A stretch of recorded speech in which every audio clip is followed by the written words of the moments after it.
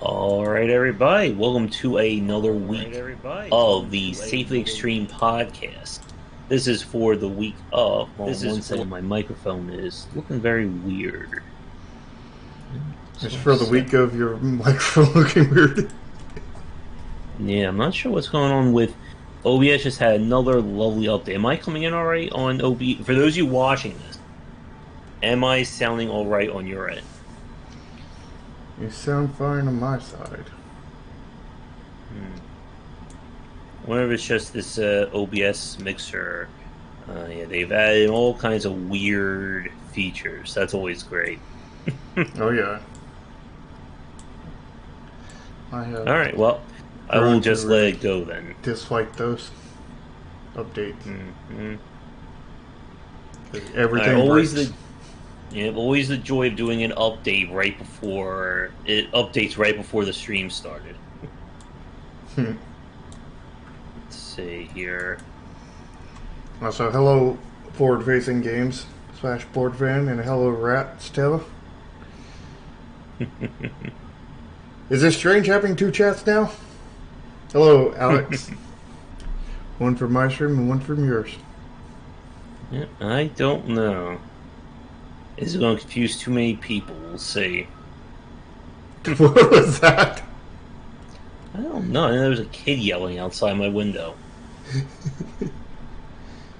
Oh yeah, there's a lot of... I'm sure we'll hear some dogs barking at some point. That kid is now YouTube famous. There we go. Alright, so... And this is for the week of October 4th. It must be October and Horror Month because I had a disturbing nightmare last night that gave me an idea for a discussion about horror at some point. I mean, you're not writing a book or anything on that or anything. No, definitely not. But, as always, I am Josh Blaser, and you can find me on Twitter at GWBlaser. And joining me is my co-host, indie game developer, Sharky. How you doing? I'm, Sharky. You can find me at Nexus Games LLC 1, and you can also find me on Discord. All the links to both mine and Josh's social media, Discords, all that stuff is down in the description of both his stream and my stream, and both of our recorded versions. So, as I said a minute ago, we are officially in October. The fall has finally set in, and that means we're going to be playing some horror games for this month. We'll have to see what are some really good ones. And if people have suggestions, let me know in the comments. Can we hire that kid that was screaming outside your window to repeatedly scream outside your window, during those streams? For jump scare purposes? Yeah. I don't know. It may be late for him. We'll see. But definitely, as always, things going on and topics to discuss. So, to begin with, for game news, I guess anything that stood out for you this week? There was some things. I'm not recalling any of it right now, though. Yeah, I'm not seeing too much. Last week was all the crazy news that we saw. Yeah, last week was pretty crazy. I mean, this week is crazy in a different way. It's crazy with politics. Let's but, see it. I mean, there's some personal news for me. It's like, yesterday was my dev chat and, did a lot of really, talked about a lot of cool stuff in there. Doing, putting out, went from like no content on YouTube at all to now making 3+ videos a week. You gotta get up to at least 5. You gotta get good at YouTubing. Well, if I can get things ready for the indie survival guide, that'll be one more week. And then I also want to do a sort of review series kind of thing where I play other developers' game and go over them and help them out, with feedback and everything. And, if I get that out, then it would be 5. If I could get that on a weekly basis. And then I would add, then if I can get devlog started, that would be 6. So, there's 3 more kind of Working on coming down the lines. Yep, and uh, I'm trying to stick to at least 5, just because there's so much that goes into setting these things up. I'm going to be posting the discussion I had with Tomo probably tomorrow, the 30XX interview on Tuesday, and then going with some of the indie spotlights I've gotten up. So sound-wise, I've got a few more of those panels to hook up. I've been feeling lousy these last few days, so I need to find a day that I can do it, and hopefully it doesn't bother anybody with the smell of, that foam on the walls. Yeah, you got to get good at putting foam up on the wall. Mm-hmm. Hey, Mojo. And today's topic that we're going to do today is definitely a Safeway Extreme one. Mm-hmm. Oh, yes. So, one news I guess kind of stood out is that developers of a GTFO, that was the kind of like, I'm not sure how to describe it, it was a co-op shooter horror-ish kind of game. It's from one of the developers on Payday 2. They got an investment from Tencent. And of course people are shouting doom and gloom already. Yeah, well, that is kind of how that tends to go. And then weird news for there's been this whole minor, whatever they call it, non-controversy. I think that's the buzz term for Spider-Man, the one from Insomniac, and that they're replacing the mocap model for Spider-Man, the PS4 version versus the PS5 version. That is certainly non-controversy news, or whatever you think. Mm-hmm. Yeah, it's going to be a good one, Manor. And I'm trying to see if there's anything else really standing out news-wise. I guess the only thing that was kind of interesting for me was we played that Woken game on stream earlier this week, and just like how many red flags do we see in that? A lot. I mean, I wasn't even playing. I was like, there's a red flag, there's a red flag, there's a red flag. There's so many. Uh-oh. Maybe that kid outside is texting you. Yeah, I think that's what it is. He couldn't yell outside my window, so he had to text me. Woken, we've spent so many casts talking about just how fickle the market is, and when Woken came out, nobody could shut up about that game. People were making videos about left and right. Oh, is this the new Diablo killer? This is the new Diablo killer. Diablo is dead, and Woken killed it, and so on and so forth. And what we found is a game that is not worth $40. Well, what Woken did is they didn't kill another game. They just, planted a garden full of red flags, and they grew out a lot of red flags out of there.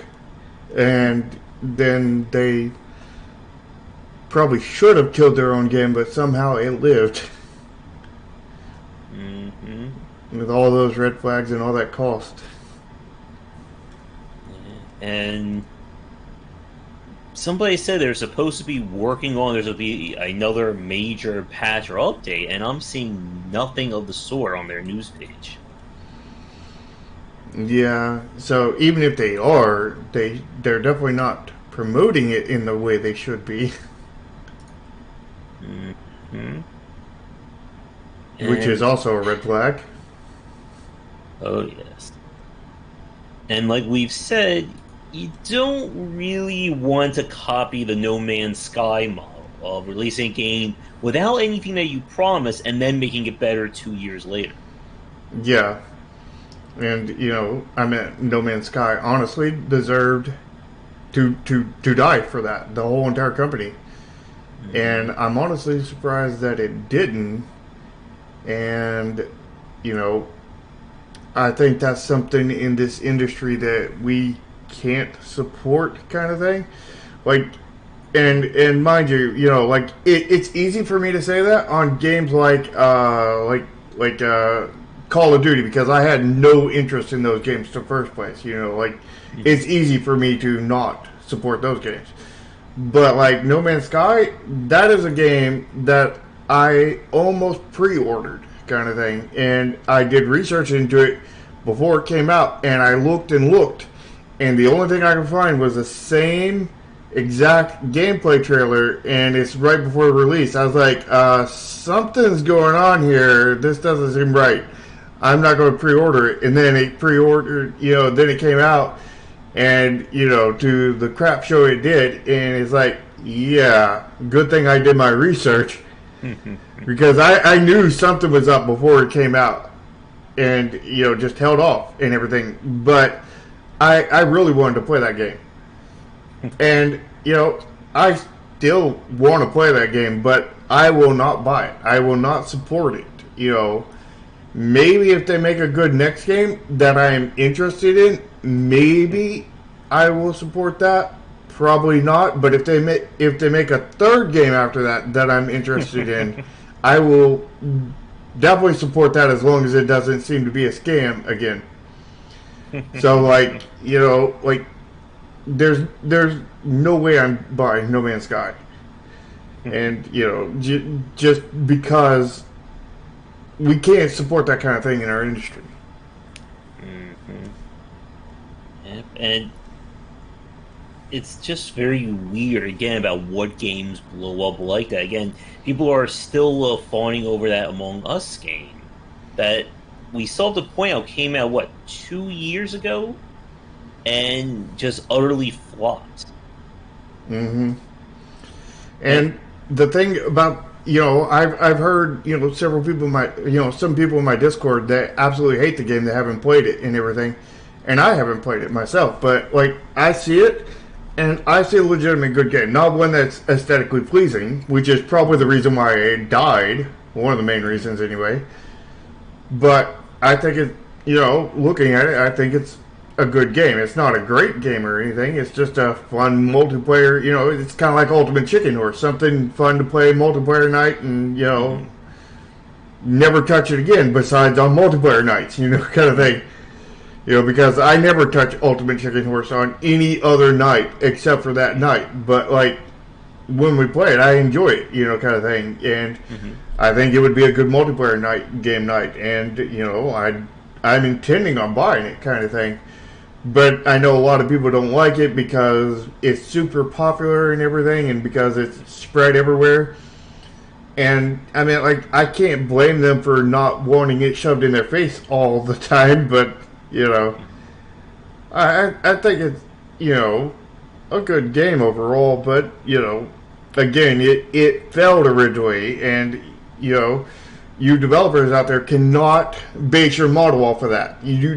Like, I mean, well, you can half base your model off of that. You need to, and by that, what I mean is plan for your first game to fail. Just don't plan for it to become a success 2 years later. Plan for it to fail and then stay a failure for the rest of its life. I will say, though, the developers did seem to have a wise plan in place, that they were working on a sequel. They'll probably have more in terms of marketing, more in terms of, building that brand up. If, things didn't, they didn't get, roll, lucky sevens with people picking the game up a month or so ago. So there's really no need to work on a sequel. You don't need to fragment a fan base that just blew up. Yeah. So do you think do you know if they're going to put that as an update or something for the original? Or... Yeah, now the one thing that I'm seeing a little bit of a red flag is I'm reading the notes today, the little news piece they put out about canceling Among Us 2. And they said that one of the issues with Among Us 1 is that it was so outdated and not really built to support adding new content. So it seems like they're going to have to kind of fit a square peg into a round hole in order to make this work, as opposed to just building a second game with a much better or a easier to work with engine. Not necessarily, because if they're already working on the second one, they can just release the second one under the first one's name as an update, kind of thing.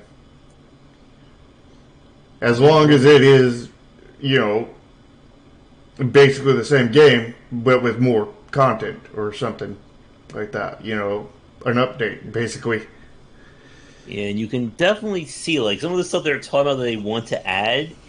Like, I hate to be mean, but it's stuff that probably should have been the very first version of this game, such as having a friend system or an account system, servers being fixed. And it's great that they're working on it now, but like we've said, Among Us is not the indie game to follow if you're trying to succeed in the space. Yeah, neither is Fall Guys. Or Dwarf Fortress. Or Stardew Valley. Mm-hmm. Basically, any game that's really popular, that's not the game to follow. Mm-hmm.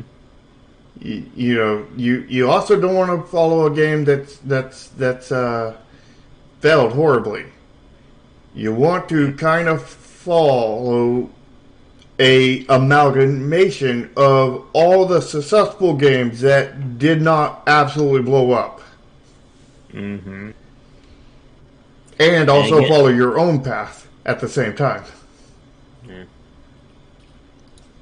Yeah, what are your thoughts on Spelunky 2? I'm kind of lukewarm on it at the moment because I've been playing so much Hades. I'm very down on it because it doesn't look like Spelunky 2. I mean, it looks like a Spelunky 1 with update. It looks like a Spelunky 1 with update, you know. Just Spelunky 1 with a, you know, few new maps, updated, you know, random generation and items, a few new items kind of thing. I don't think they did anything to the art at all. It's other than maybe a bit fancier, but not a lot. Yeah, and, you know, it looks like a 10-year-old game. Mm. And it plays like one, too, for the most part, from what I can see, because it plays pretty much just like the original. My big problem is with the proc gen, or the procedural generation of it. It does not seem to be as varied as the first Spelunky. I think what they've done is that they kind of build all the variants into the biomes themselves, but left the biomes relatively plain.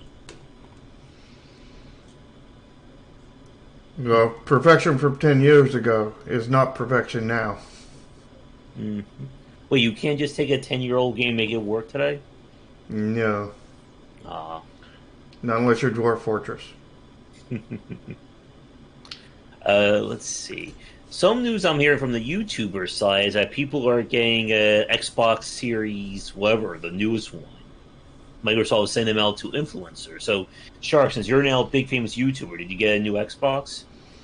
Absolutely. I absolutely did with all 21 subscribers I have at the moment. Who's going to be number 22? There we go. Speaking about subscribers, I think I just hit 6,600 subscribers, or whatever our next 100 count is. I need to think of something special to do when I hit 7K. 24-hour stream. Mm-hmm. 24 hours of Among Us, right? There you go.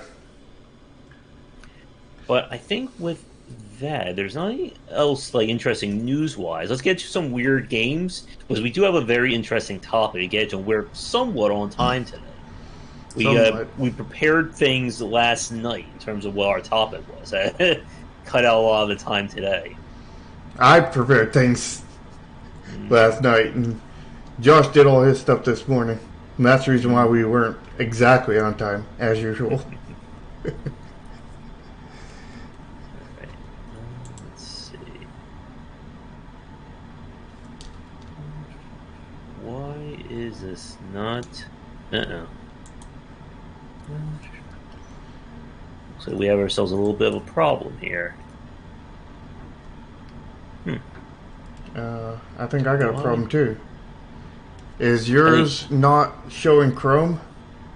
No, it is not. Yeah, that's the same thing mine's doing. Oh, goody. So it's broke both of ours. And yeah, always a good sign. Wait. I clicked on it and it's showing that as red. Alright, well that fixes one thing. Let's see if I can... That is there not... we go.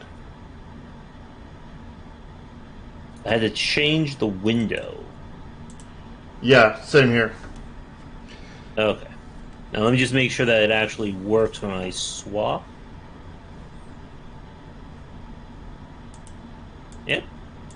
Good old bugs right at the beginning again. Alright. So everything looks good here. Although... Oh, wait. Yeah. Okay. So, let's take a look at some of the games that we picked out for this week. So this first one from Shark, this one that I would also pick as well.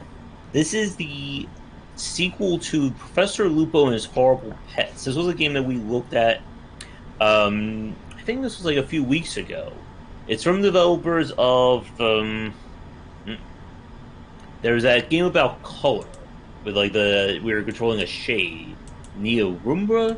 It's like one of those very weird artistic games. But can you taste the color? Can you taste a rainbow? Oh, absolutely. And did you pick this one because it has an underwater theme?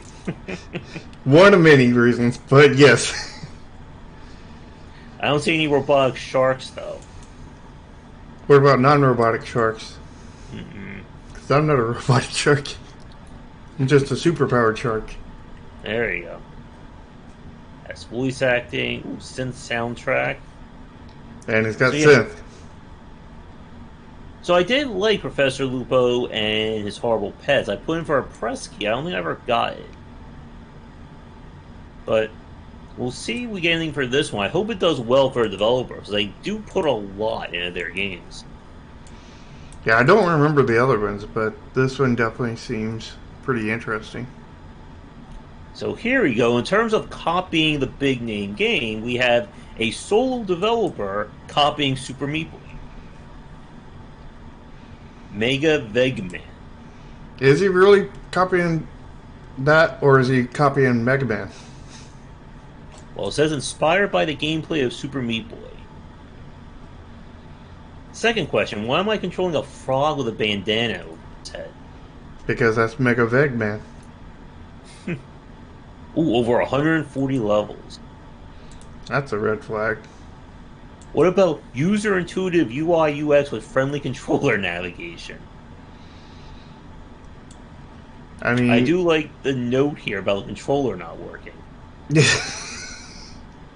Remember, kids, on your store page, don't put mentions of major bugs.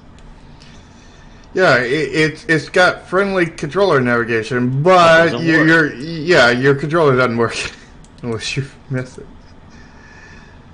And I like, is this the UI that he's talking about? Probably. That's also a really good screenshot that indicates what your game is.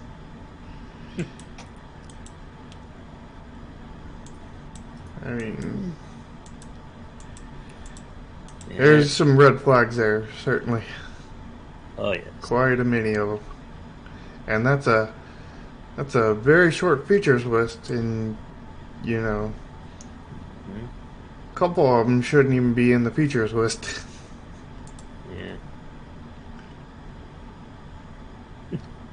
Oh, poor devs. Poor devs. So this next one is Nina? Short top-down action puzzler. And the main reason why I picked this one is because if you scroll down just a hair, you'll see this big monstrosity. Yeah, this thing. Yeah, don't do that. Note to make everybody make a note to yourself.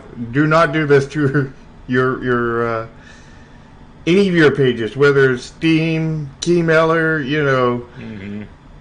websites, whatever it is. Do not do this kind of monstrosity. Okay. Just okay. Yeah. At least. I'm still not seeing anything like amazing. Yeah, I'm seeing some red flags in there certainly, and lacking on aesthetics. Yeah. I'm gonna put in for it just to see. I have so many games I have to confirm it now on Keymailer. You'll play it for about an hour just to confirm that it's bad. So this is another one that Shark chose. I believe you chose it because it's anime, right?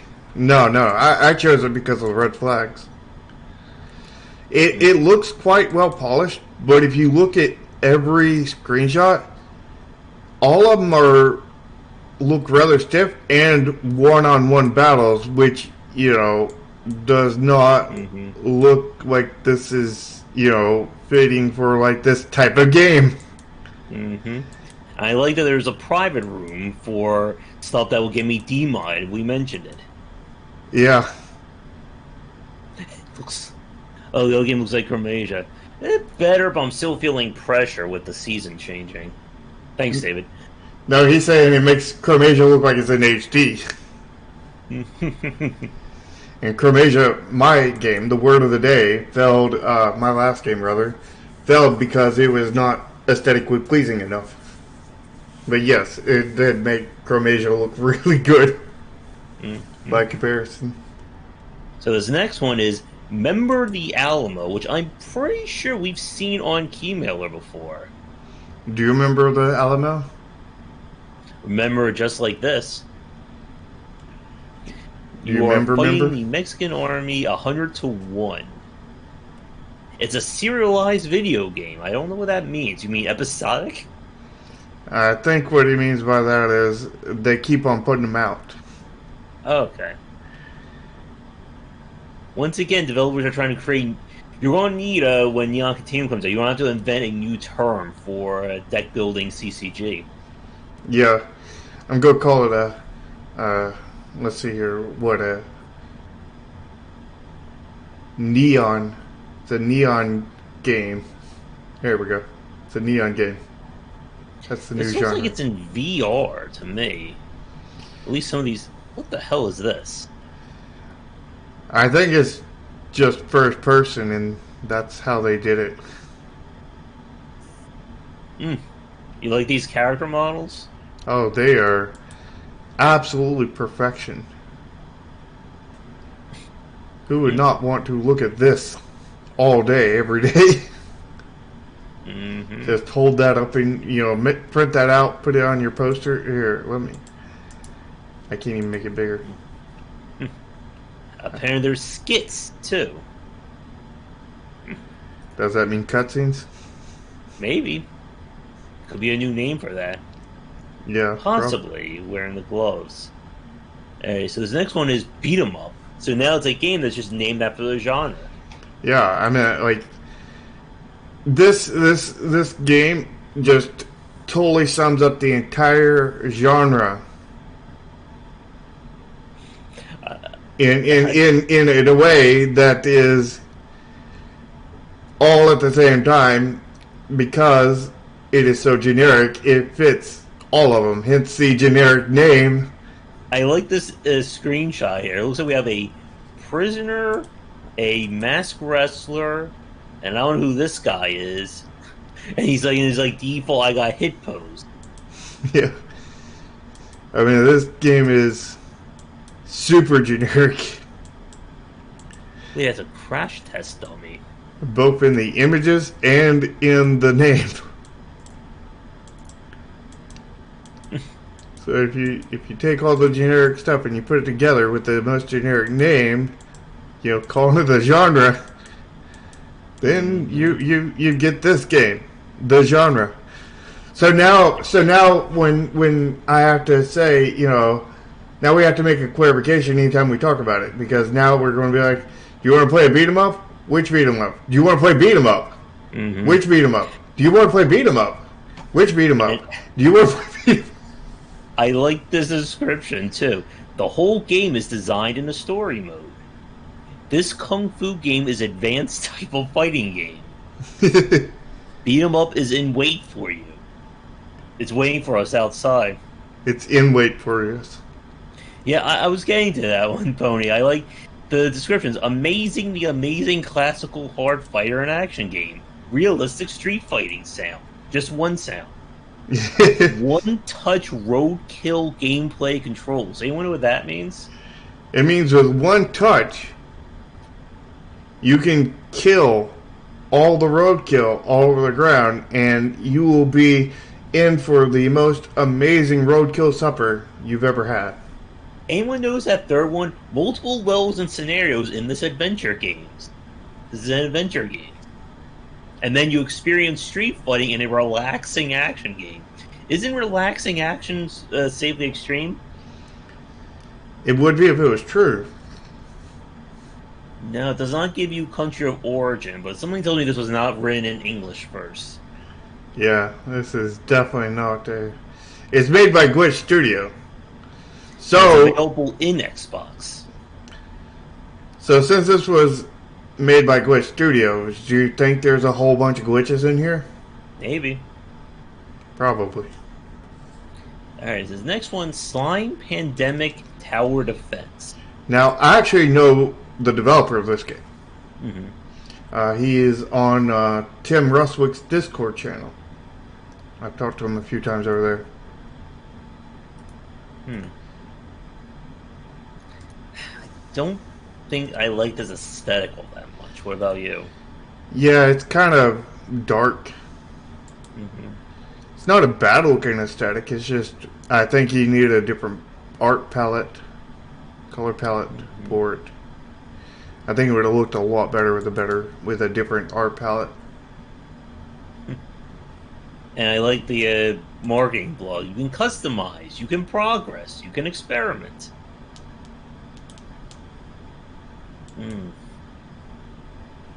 I guess here's the big issue, and again, something that we talk about with a lot of these tower defense games. Why should I play this game? I'm not seeing what's new in these thumbnails. Yeah, I'm not either, but, you know, I think that tower defense is one of those games that you can sort of get by without doing something new. Just because there's such a niche, but, like, you know, there's not very many good ones out there, you know what I mean? Mm-hmm. And I think that's, you know, reason that they can, you know, possibly get away with that. But, you know, like that one tower defense that I, you know, suggested to you, there's pretty much nothing new in that. They just did a dang good job at all of it, you know. At all your stereotypical, and I played that thing for all the hours. Kind of thing. This next one, speaking about weird tower defense, we have Cybernetica Fallen City. It's a continuation of the game Cybernetica, which I've never heard of. What about you? I've absolutely heard of that. Just now. Now you have to defend the city. What were we doing in the first game? Maybe we were attacking the city in the first one? Okay. You are going to destroy the enemies with the help of buildings before they cross the base. You will have to cope with 85 waves of enemies. Each wave of enemies is procedurally generated. That is a kind of a red flag in a tower defense game. Yep. Very red flag there. Because you really don't want to randomly generate your enemies. Not unless you have very specific stuff in there, kind of thing. And that would be like, you know, the enemies aren't actually randomly generated, or, you know, they're procedurally generated in such a way that that, basically you break them down into tiers. Like this is tier 1 enemies, this is tier 2, this is tier 3 kind of thing, and tier 4. Which when you do that, either you're going to end up with a very short game, or you're going to need a butt ton of enemies. Yeah. Because tower defense usually, is usually able to get away with so few enemies because it's not procedurally generated, because it's static and it's almost like a puzzle kind of thing. Yeah. And, so you would have to, add so many more enemies to be able to compensate for that. And maybe they have. But from the screenshots, I'm not seeing it. All I'm seeing is red flags. So this next one, I apparently put in a key request for. I think someone recommended this one a few months ago, but it is coming out very soon. This is Bioman. And for one thing, the pixel art looks really impressive in these cutscenes. Yeah, it does. Not so much in the general gameplay. This looks... I'm not saying too much there. But they are describing with a very fast-paced combat, dynamic boss fights. So it looks like there's a lot that's in this game. Certainly an interesting one to check out. Mm-hmm. Like this little GIF here at the end looks very impressive. You can actually see like the reflection in the water. Yeah, that's actually not very hard to pull off, but it is really good. And that's kind of the thing with pixel art, is like simple is often better when it comes to pixel art. And yeah, I haven't seen Hidden Faces either, so curious to see if they will pull that off. Well, and we'll see if we get a press key for it. Yep, I put one in for myself. Alright, so this is one that I picked. It's called You Can Do It? Question mark? Help the chicken climb many obstacles and meet friends. Your finger abilities help you clear the game. You don't use fingers for other video games, right? Not your finger abilities. You use your fingers, but not your finger abilities. You got to use your finger abilities for this. I use my nose to be Bloodborne. So you're instead of doing a blind run, you're going to do a nose run? There you go. Wait, I like this Mario point. Sometimes you can get angry while playing this game. Where's that one at? Annoyance starting from scratch. But the genre of this game is casual. Oh, I see. It's an angry casual game. You can be casually angry. There we go. Who wants to be casually angry? Is that Safeway Extreme? Maybe. Your fingers aren't high level enough to use ultimates later. Yeah. It's getting over it for casual fans. Isn't that the regular getting over it? Isn't that the original Getting Over It? Getting over it? There we go, funny. Getting over it, yeah. So this one, I have some interest in this. This is The Solitaire Conspiracy. It's a story-driven spy thriller combined with solitaire. And you're apparently wielding the cards. And I guess cards is an acronym. Do you have the heart of the CARDS? I mean, I have the heart of the CRDS. There we go. So the reason why I'm interested in this one is that it's from Bithell Games, who I interviewed one of the developers last year, or I think earlier this year, when they did the John Wick Hex game. Oh. And it's also the team who did Thomas Was Alone. So, definitely interested in this one. No microtransactions. Let's see. So, it is a short game. So, I guess this is not meant to be played for a lot of time. I'm just wondering how short is a short game? Yeah. Is it 3 minutes? It was probably about 7. Looks interesting. Definitely interested to check it out. And the aesthetics are there too. Mm-hmm. Love to have the heart of the cards. Oh, I'm sorry, heart of the CRDS. Well, the great thing is I actually make the heart of the CRDS. Nice. Because I'm making that in my current game. So this... I can manufacture all I want. This next one I chose because I'm not sure what the heck is going on here. It's called Animal Rescuer. This is the prologue. It's apparently a free-to-play indie RPG. So, here's my question. Is this game just about you... Is the game about you rescuing animals? Or is this just like the sub-game that this prologue is built on? I mean, it doesn't look like anything to rescue animals. Because you can pet the dog. I only see like one screenshot with actual animals in it. Yeah. And if you're rescuing animals, why do you need to fight bosses and use swords? I mean, this seems more like the Witcher kind of thing. Mm-hmm. I know, endorsed by PETA. Like, rescue animals. I don't see any animals in this screenshot. I see a boat. Does it say that, or is that just Pony? I think that's Pony. Here, rescue animals with your giant sword. Now I'm going to get PETA to come down with me. And me. Mm-hmm. I am not seeing any animals. Not really. For a game You're that's rowing a boat. That's supposedly all about animals and rescue them. There's not very many animals in here. Maybe that's why you need to rescue them. They're all like extinct. So, or maybe they're all living out in the forest, and you have to rescue them from living, and you have to send them all to heaven. Uh-oh. That's the reason why you need your sword. That's where the boss fights come in.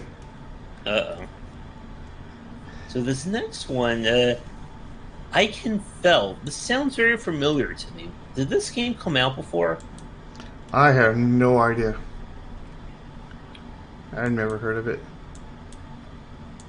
So this is a classic style RPG. Looks like you have a timing-based combat. Where did I just see that? Battles. Turn-based style RPG. Here, use timing mechanics. I'm not loving the pixel art in this one. What about you? It's very low res pixel art. It's like maybe about 16 by 16 or something along that lines. It's very small. It might be 30 by 32 by 32, but I doubt it, kind of thing. That's quite small. But yeah, I mean, like, for the size it is, I mean, I don't think they could have done any better. Well, not much better anyway. They could have technically done better, but, you know, anybody can do better. But, you know, with enough, you know, iteration. But, you know, I think for the size they did a good job, but I think the size is really the limitation because the size and the detail of the characters, because, like, in the size you really can't show much detail, so they have that limitation, but they have like these really detailed characters, so that causes things to kind of get lost, kind of thing. So like they either needed to go with less detailed characters or increase the size so they could actually show the detail in such a way that doesn't make everything kind of cluttered, you know. So, you know, it's either, you know, mess with the design or go with a bigger size, you know. And it would have looked a lot better, worlds better, if they would have done one of those two things. And to Wendrick's question, how you making those well one city? It's all about figuring out what your core gameplay loop is and taking it from there. But yeah, too big to get into a discussion about that now. Let's see. And got two more. So this is Airy Sky Castle. I thought we played one of the Airy games. Or something similar. Was that Air? I think that was Air. Yeah. Or from the same developer. Explored. So this is about this is a minimalistic flying game. You're collecting feathers, supposed to be about relaxation. I thought it was supposed to be about boredom. It looks cute. And the aesthetics are there, kind of thing. Yeah. Not amazing, but they're there. Mm-hmm. And it's the low poly art style. And then I chose this last one just like on what the heck this game is. This is The Adventures of Chris. They need to rename that. What was that? They need to rename that. To what? The Adventures of Josh. There we go. That's what I was going to say. I need somebody to make me a beat 'em up game. I mean, you got a beat 'em up game. Mm-hmm. Just now. Yeah.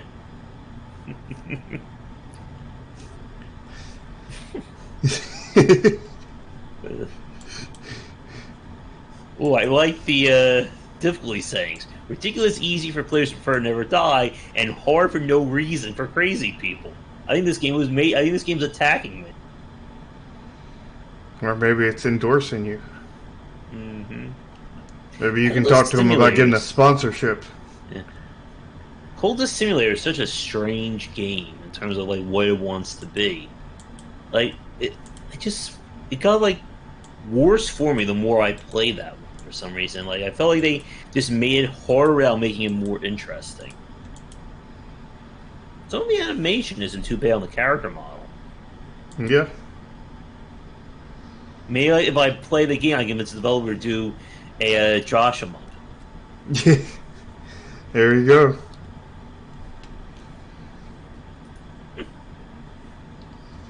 We all need a Josh Mup, right? Mm-hmm. Streets of Josh. There we go. Streets of Josh. Well, I'll put it for. We'll see. What about the Joshing?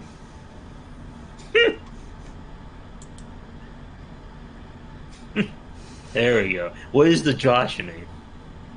Is that the new M. Night Shyamalan movie? It's the new M. Night Joshua movie.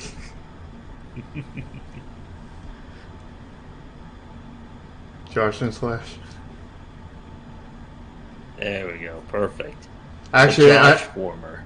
Actually, I think it would be Josh and Cheese. There we go. Alright, but I think with that, let's get to our main topic. And we've shown a lot of simple-looking games. We've played many simple-looking titles on stream. But for our discussion, we need to discuss why simple is not always, or most likely not, simple to do. Because there are plenty of consumers out there who they take a look at a casual game of any kind, even a game that doesn't, or even a game that is on the challenging side but looks simple, and they'll say, "Oh, this is a stupid game. It's dumbed down. It's meant, for my grandmother." Comments like that. Yeah, I never got any comments like that on my last game. No, but the lesson for today is very simple. It is very hard, or is on the harder side, to do simple looking, or to do a game that looks simple, or just a simple to play game. But I have to. You said this was very simple, but is it very simple? No, it's very complicated. And that's why it's called the Save the Extreme podcast, people. Because it's simple but complicated. It's simplicated. There it is. There we go. Perfect. It's Safeway Extreme, and that's exactly what Safeway Extreme means, Mm-hmm. And to John's point, I tried Rebel Galaxy Outlaw. I'm just not a space sim guy, so I kind of bounce off it. But I did keep the game in kind of supporting the developers. I did like the first Rebel Galaxy. Me too. I'm playing a lot of Steam demos, as we all know. Yeah, but you have? How many? Oh, like one? Pony is experiencing my own horror, having to play 20 to 30 different demos. He's getting the light version of that. Yeah, I know. Well, again, welcome to my world. Welcome to the Josh Mob. Which for anyone who's like skipped the weird game section, they'll have no idea what we're talking about, which is perfect. But you had that what last night? Mm-hmm. How many games did you get through last night? About 10, I think, on stream. I thought it was like 7 or 8, but yeah, there was quite a few. Mm-hmm. That Russian-looking game, that is something right there. Which one was that? The one where the guy kept screaming, "Kato," I don't or remember whatever his that name one. was, and the floating head following me around Oh, speaking in Russian. Oh, you're talking about the really chaotic looking one? Yeah. Yeah, I remember that one now. I didn't know he was shouting his name. Mm-hmm. But back on topic, there's a when we did our talk about difficulty in video games and saying that a hard game, it's very easy to make a hard game because it's just adjusting stats. And a lot of people feel that difficulty is, again, a metric for greatness. And the same thing goes for complexity. There are those who think that if a game is hard to learn, it's very difficult to figure out, surely it must be this amazing art piece that is the greatest thing ever, right? Sure, just take Mario, take all of its tutorials out of it, make it really hard to play, and it'll be the most amazing game ever. Hmm. But Not the it'll be far better than the one that actually taught us how to play and everything. hmm You go to Dark Souls and you take every bit of usability, every bit of tutorial, every bit of everything out of that. That'll be a freaking god tier game because like the current Dark Souls is freaking horrible, because it's just not hard enough. we tried. You remember that demo of that mech game that I played that literally had no onboarding whatsoever to it? Mm-hmm. Like, there's a good game there, but I can guarantee you that most people are going to bounce off of it faster than you can say Mech Warrior. Mech Warrior. There you go. Well, we just lost 100 people right there. Yep. And like I said in my post, like John brought up about challenges hard and fair, that I think you need to make your game fair but tough, not tough but fair. Yeah. I mean, like Ford's comment in your chat. There we go. yeah. Shark, made a compilation of all the shark hating Dark Souls, and once a shark blows up, just release that video out there. Or just release it now and then I'll blow up. Yeah. Yep. And then Non-Guns is a really good example. That it's a game that makes use of symbology that makes no sense, and we couldn't even figure out how to leave the game, which is always a good sign when you can't even figure out how to do the menus to leave your own game. Yeah. It's like Sword Art Online. Once you log in, you don't ever log out. You gotta do that for You Neon don't. Continuum. Yeah, absolutely. I will absolutely do that. Once you log into Neon Continuum, you're stuck in there forever. Unless you buy 50 loot boxes or 50 card packages. Yeah, there we go. No, 50 card packages gives you the key that lets you leave, but then when you go back in the game, you need to purchase another key. Yeah. Perfect. There you go. I just did all your monetization for you. But when you go in the second time, you got by 60. Oh yeah, it goes up each time. Yeah, exactly. But casual or very easy or simple looking games, it's very hard to do this, as we've said. And part of the reason is that you have to design your game in a way that you can explain it perfectly to somebody without ever requiring them to leave the game. Yeah. And we have seen many, many games that have required Let's Plays, video guides. I mean, even some of the games that I've played that I made like minor guides for, I'm still getting people watching them. My Neo 1 guide is like one of my most watched videos on this channel. And Neo wasn't that hard of a game to get into, but it had some very opaque subsystems to it. Yeah. And maybe I'll have to make one of those for final upgrade, since now that's the one, because like that was the game I streamed last week and everything, and going to stream it this Tuesday, I think it is, again on my channel. And that one is, there's a great game in there. There's definitely a great game in there, but it is so hard to understand anything. And like I walked you through a lot of the basics kind of thing, and that took an hour. You could probably now go back and do that same exact thing if you learned it kind of thing in about 5-10 minutes kind of thing. Yeah. And then that's just the starting of learning. You still don't know hardly anything about the game yet. Mm-hmm. But a big point about that, again, is that onboarding. There you go, Pony. Exactly. That's how I got famous, right, through Neo.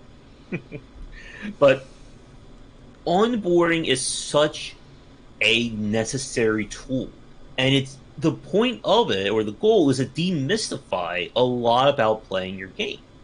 But as I'm sure every developer watching this can agree, tutorial design is very easy to do, right? Oh, absolutely. There is no effort at all in explaining literally everything about your game.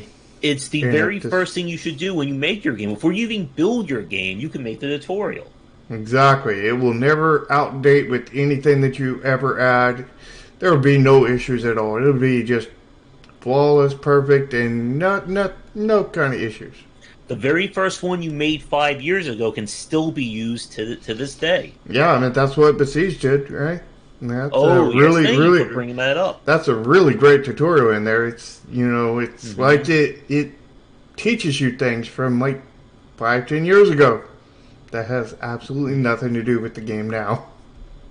Yeah, and again, there's a issue when it comes to making your game easy to play, because, like, Foreign actually brought up a really good point there, that if you get rid of too much, or if you break things down too far, you're essentially playing the game for the player. But if you don't go far enough, and the player's not even figuring out what the rules or the mechanics are, they're just going to get very frustrated with your game. Neo 2, I felt, is a lot more punishing than the first one. Has a little bit of a tangent there. Yeah, and going to the word of the day, Chromasia, my last game, we had a lot of really good onboarding in that, and really taught the players how to play that game. We didn't do everything perfect kind of thing. There was definitely some things we missed. But we got to the point where, people were playing through the first 2 levels. Keep in mind that they have to get to the 5th level to, a little bit past the 5th level to even finish the tutorial kind of thing. They would, YouTubers would just play the first 2 levels and everything and just say that the game was basic and forgettable. Yeah. And that they want to complain about it, but there wasn't anything they could actually complain about.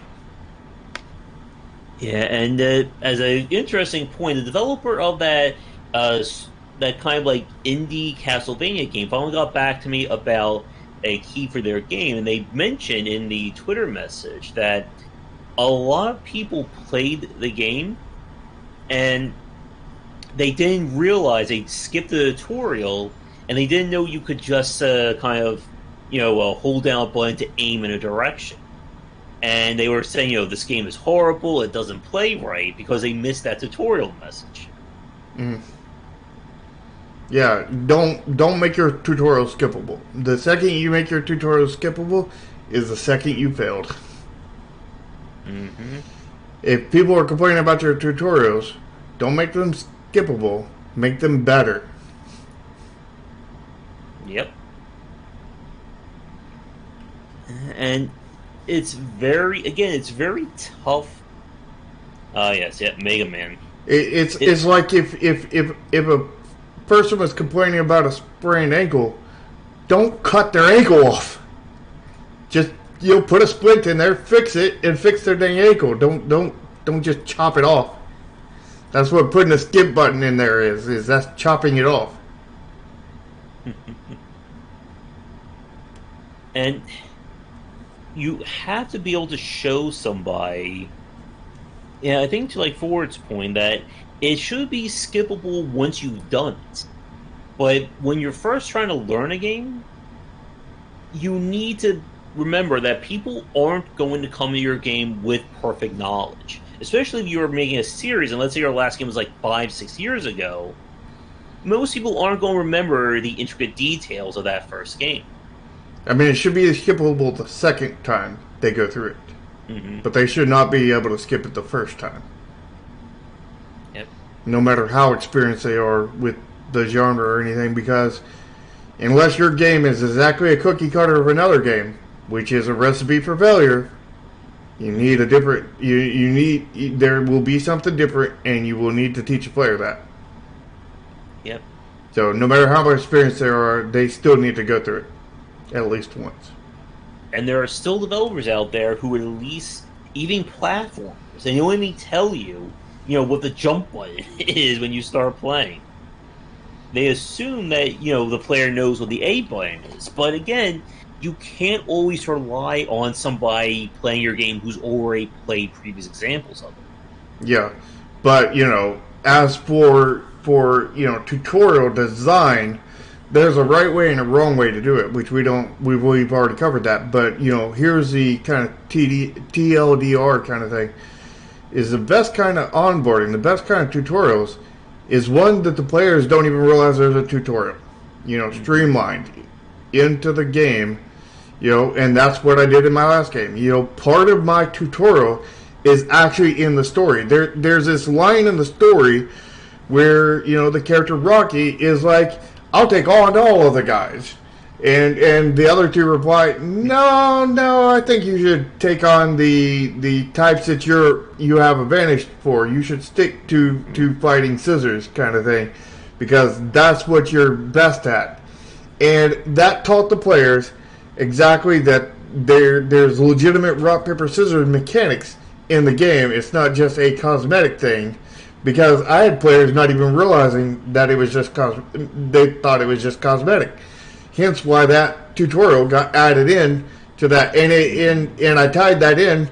Not only is it a tutorial message, but it's also this comedy joke, which I didn't tell it right to actually be funny, but in the game it is actually funny, and people laugh at that.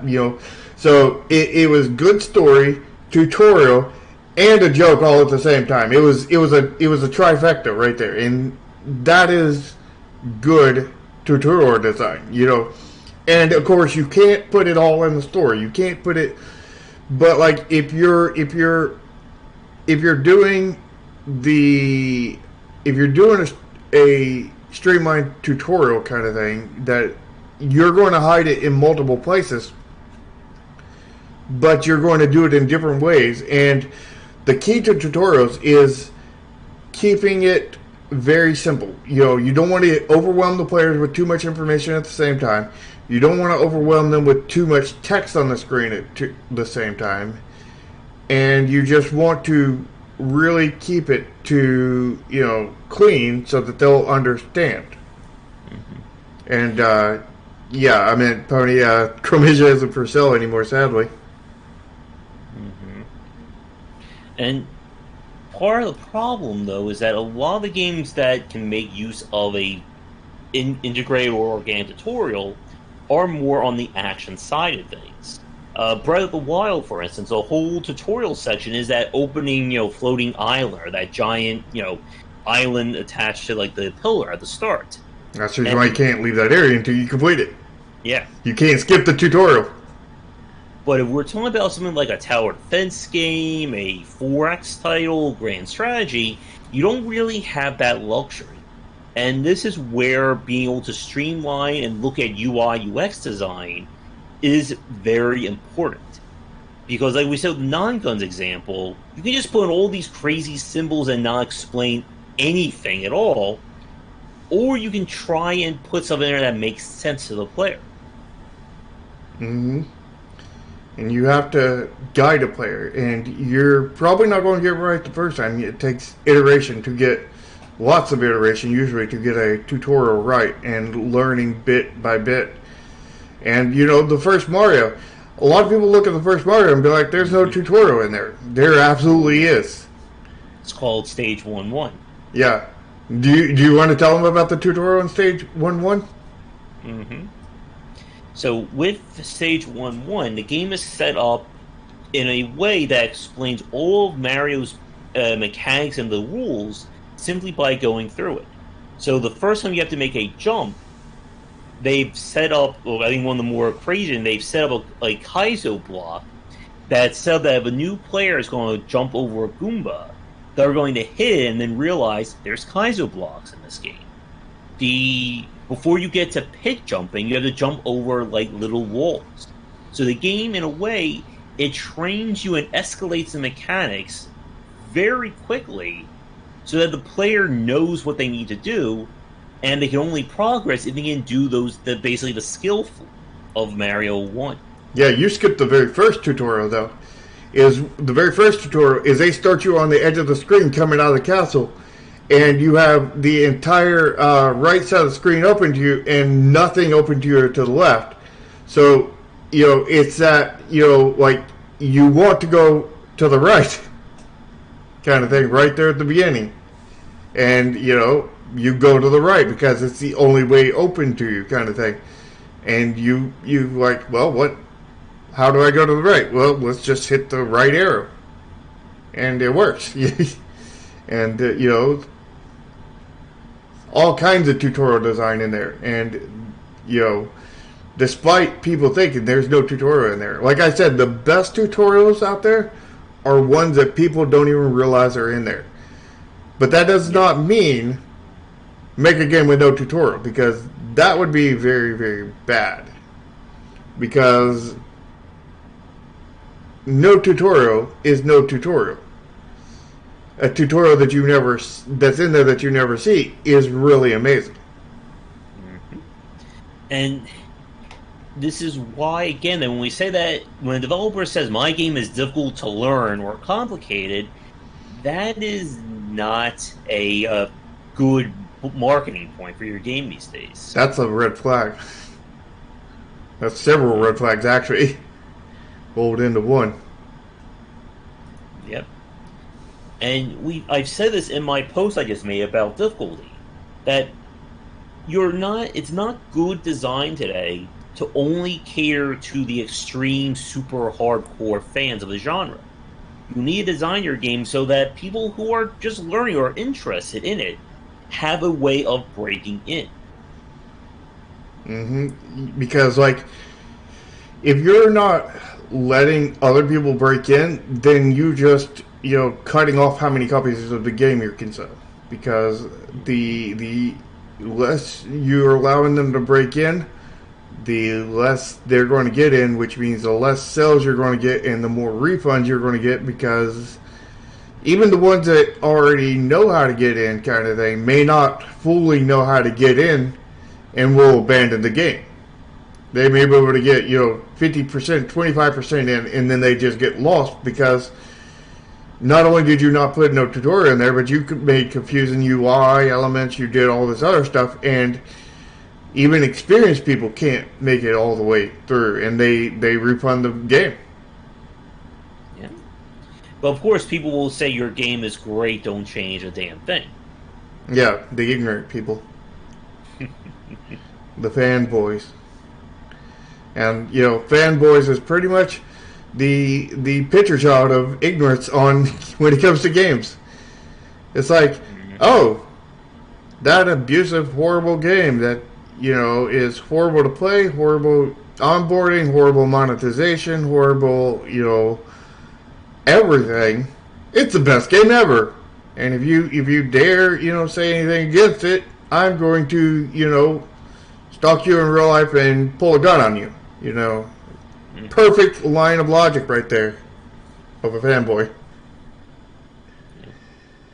I know that Darksiders 3 did receive some patches after it came out. I don't know what they did.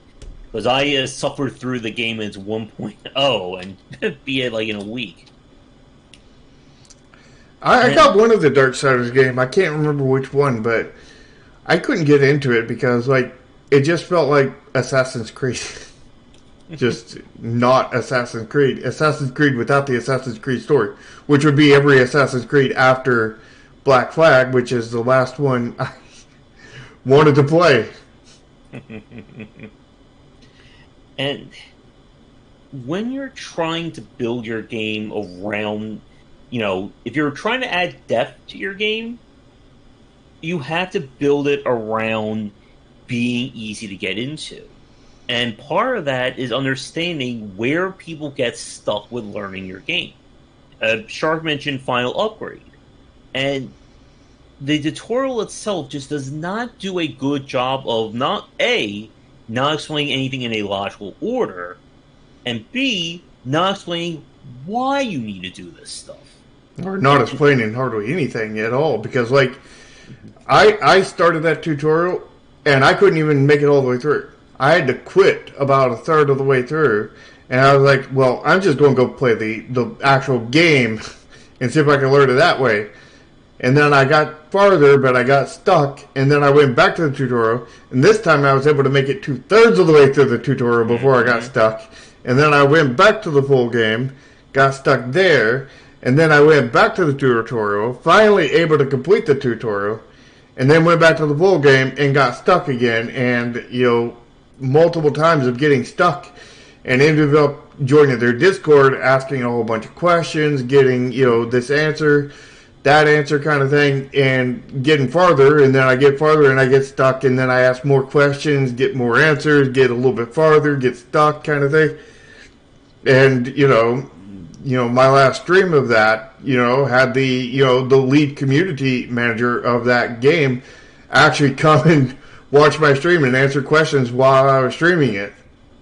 Mm-hmm. But like that, like it's an amazing game, but it's not good UI, it's not good UX kind of thing, but they are actively making that better by the day because they're doing like daily patches, sometimes like 2 or 3 patches a day. Like it's insane. And a lot of the things they're doing is addressing that kind of thing, and that is amazing kind of thing. Yeah. Should have technically done it beforehand, but he's actually a solo developer too.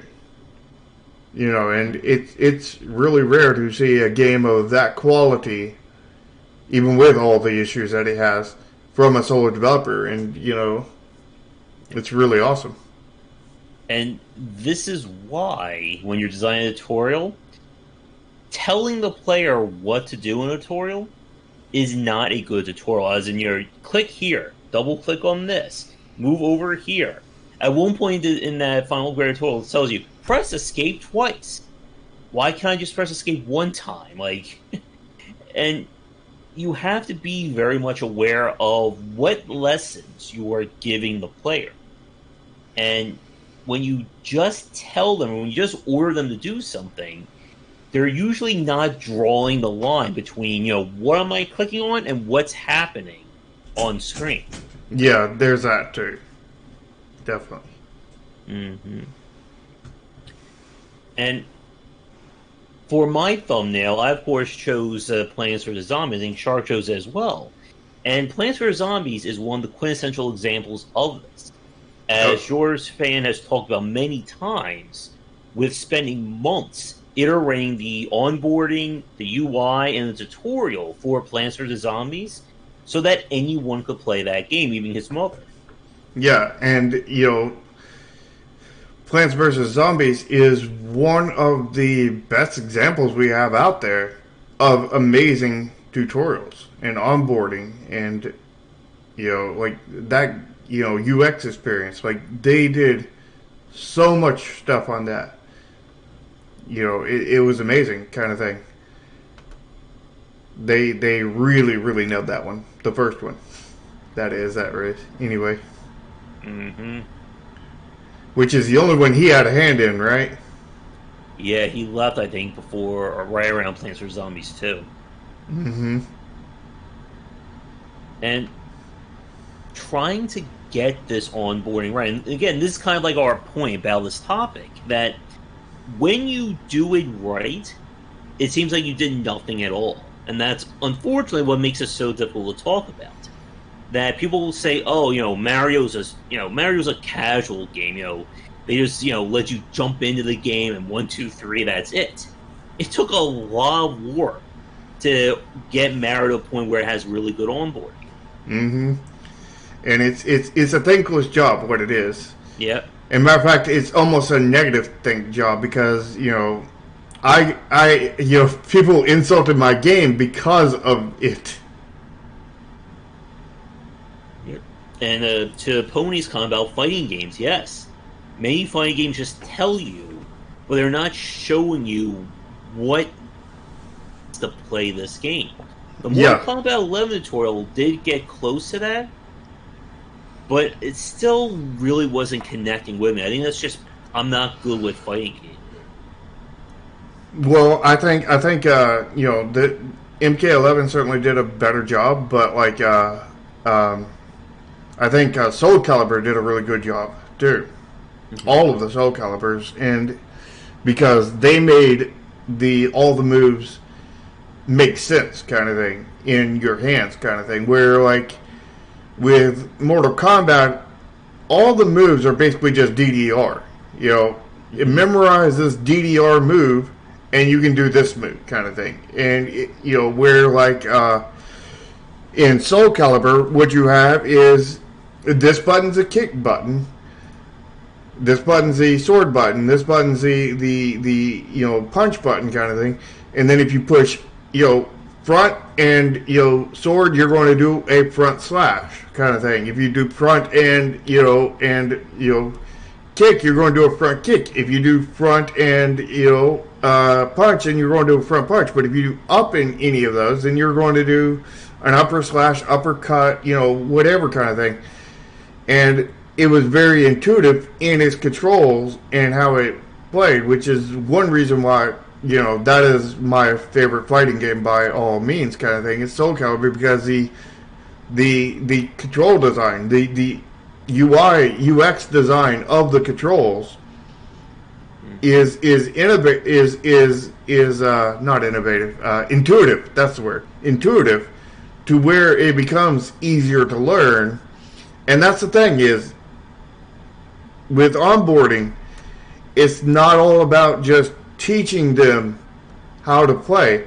It's about making things intuitive enough that some things you don't have to teach, because they are so intuitive that people get it without actually being taught it. But you are teaching it to them by making it intuitive. Yep, but one of the things you do have to watch out for is if you do have something unique or esoteric in your game, something that is not covered in other games. So, for instance, like with Factorio, the whole idea of building logistics chains to begin with. You have to onboard, and they had to eventually do that. They upgraded the tutorial. I think this was a year or so ago. They changed the scenarios of the tutorial one, and the reason is that if there is something that is unique to your game that the player is not going to have experience in another game doing, you have to explain that to them. Yeah, I know with our last game, Chromasia, the word of the day, what I had to do with it was we were able to streamline all of our tutorials except for the last one. The last one where it taught you about level scaling, I had to actually, explain that in, really big terms. I put some story with it, kind of thing, to make it, and some comedy and everything, but it was the most in your face of all the tutorials, because there was no other way to do that and actually have players understand it that I could figure out anyway.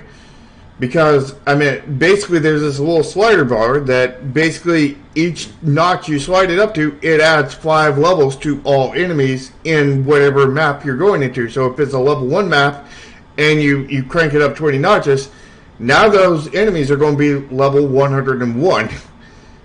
which is a vast more challenge than 1. Which we also did another thing about putting limitation about how much you could turn it up, based off of how much progress you make. As you made it to more and more unseen checkpoints, basically, you would unlock higher and higher level scales. The final one being when you beat the final boss on the default kind of thing. That's when because like before you beat them, I think you're locked to taking it by 10 notches, which is 50 levels. After you beat that and you clear the game in the normal sense, that's when you unlock the full bar and able to go up to 100. Adding 100 levels. Which the whole point is that I tried to make all the levels seamless kind of thing, seamless progression kind of thing, so that when basically the final boss is basically a level 100 boss. So when you clear that and you go to New Game Plus, you go back into the new game and everything, you now have the full bar, and you go into the first level, you crank it all the way up. And now you're level 101 on the first map. So it's a natural progression. And then you can go all the way up to level 200, which is the max level of that. Mm-hmm. And the super secret, well, not the super secret, the ultimate ending of the game is getting all the regular endings and then beating the final boss on max level scale. And that's where you'll get your 100% ending from.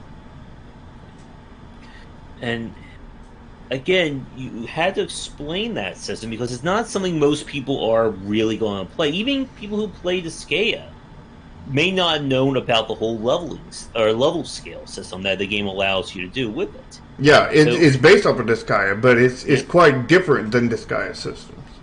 But it is quite similar in a lot of ways too. But it is different, so like, experienced Disgaea players may not have realized that, like you said. Mm-hmm. And you have to be able to explain that to somebody. Exactly, playing the Fate Tactics UI. That the player needs to understand what it means to play the game. And if they can't explain these unique rules to them, then everything else doesn't really matter. Another good example was the game Godhood. That was the game that I streamed from Abbey Games.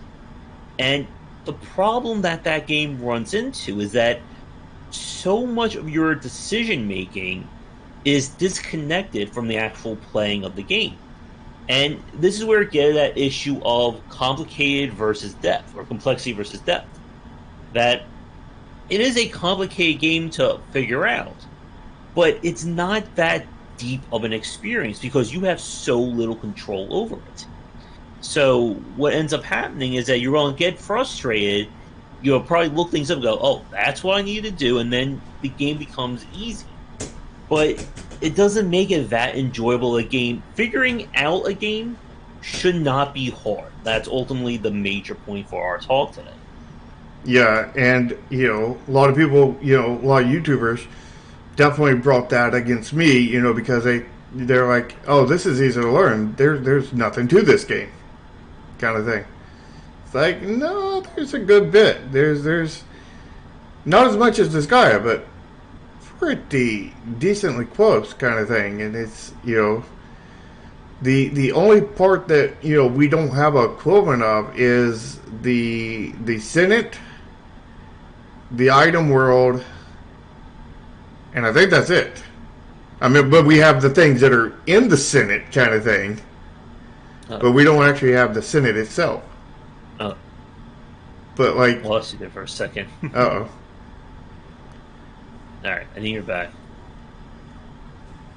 Hopefully. Okay. Did anything I said come through? A little bit. If you're saying something right now, I can't hear you. No, I'm not. Okay. Just want to make sure. Do I need to re-say what I'm saying? I think we got it. Okay. Let's see. Yeah, and that's the big point for what Pony is saying, that you need to teach somebody. You don't tell somebody what your tools do. You tell them, what they are. What are your options, and then you let them. Excuse me. You then let them experiment in that space. This is one of the reasons why Factorio, despite the complexity of that game, it's not as bad compared to something like Kerbal Space Program to learn. Because you are giving the player essentially the tools that they need, and then just saying, go do something with it. If it works, great. If it doesn't, try something else. And because you're kind of building things up, step by step, one set of the chain to the next set of the chain, you can see almost one-to-one what is happening. It's very similar to why I found Infinifactor to be the easiest of Zachtronics' games to learn. I didn't know that one was a Zachtronic game. Oh, it was, definitely. And thank you for the compliment, Kijo. Yeah, thanks. And be sure to join both of our Discords and YouTube channels and all that stuff. Because we definitely talk about this stuff on our Discords for sure. We both of us do. Yes. And this topic will be our main one on my Discord after this stream is over. Mm-hmm. And yeah, like Infinifactory, again, this is why I think ultimately this could be a big point. You want to make the player understand as close as you can, one-to-one, what their actions are and what's happening in the world. This is where a lot of strategy games tend to fail, is that when you're having layers of systems, it's hard to sometimes know, okay, if I give this character the green sword, and it gives them 1.75 slashing proficiency, what does that actually mean? Does it make this character better? Does it make their weapon do more damage? It's that obscuring that is a major point of what we see in a lot of mobile-based games, where you have rows and rows of stats that have no explanation what they do, and then you have no idea why any of this is actually helping. I give my character the gun that has 30 buckshot bonus. What does that mean to her actual gun shooting stat? Yeah. And, I've seen this many times. I've seen, somebody make a really, a game that's, even basic for Game Jam kind of thing. Just a basic platformer that only has basic jumping and everything, but they had not horrible artwork in there, but, definitely nothing commercially viable kind of thing. Just passable kind of thing, I guess you would call it, sub-commercial kind of thing. And they would have no onboarding, no UI design, no UX design. They would have no nothing and everything. And it made the game hard. Yep. Because there was no way to, it was very, very hard. And seeing a YouTuber, he got a YouTuber to cover it.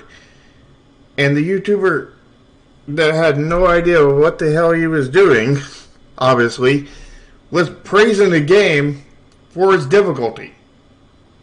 And it's like, oh, no.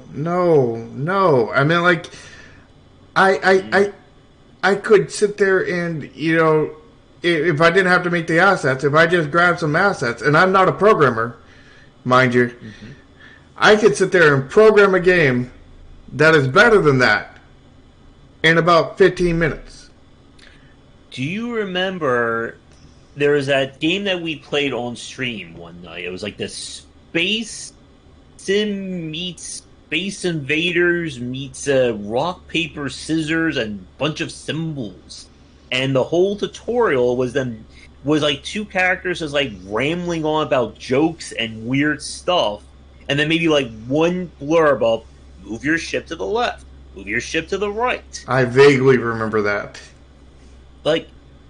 That was just such a horrible way of designing that game. And well, what they did, what that was, is they were streamlining the tutorial and they were streamlining it in such a way that it wasn't overwhelming the player, but they put it 100% into the story, and then they made the story so dry and so basic and so long, and it was horrible kind of thing. Like streamlining your tutorial is good, but you have to do that streamlining in a good way. You know, like Yep.